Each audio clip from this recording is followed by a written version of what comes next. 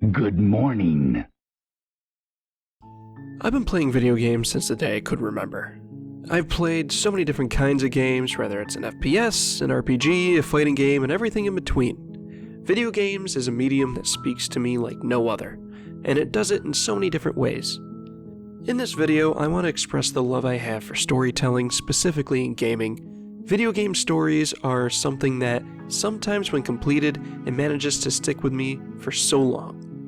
It doesn't happen often. I don't even play story games that much and opt to play multiplayer games to kick back and enjoy with friends, but I'm a gamer at heart and I like to experience new things, and this one game on Steam really caught my eye. The game was called Slay the Princess. Sounds very cheesy, I know, but after watching the trailer, I was compelled to keep an eye on it. After watching it go on sale a few times and after wanting to break from the tedium of Counter-Strike, I bought it and tried it out. Like I said, I don't often have a game linger in my head too long after beating them. It's only when the game hits just right for me. After beating Slay the Princess, it did just that. It reminded me of my childhood actually, way back on the PS2, Kingdom Hearts 2 to be exact.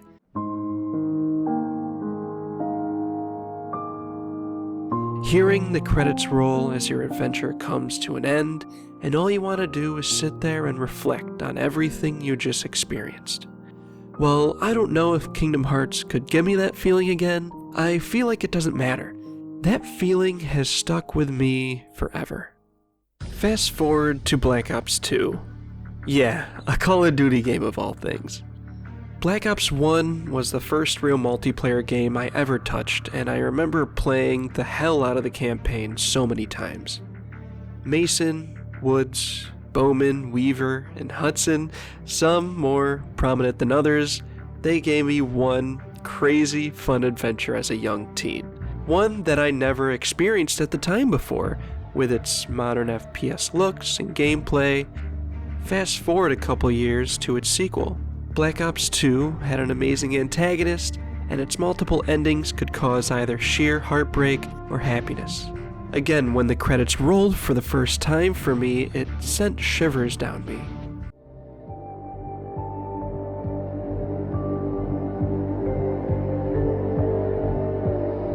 Again, an experience that hit perfectly for me at the right time.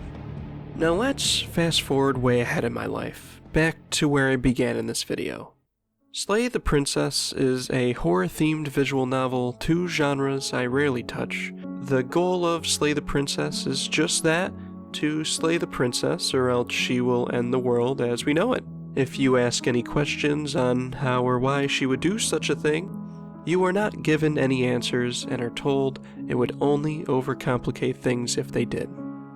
So ultimately, it comes down to if you should believe in the man telling you to kill her, or hear her side of the story and try to save her instead. The story is incredibly short, but while parts of the story are repeated multiple times, each choice you make changes the outcome of what happens drastically.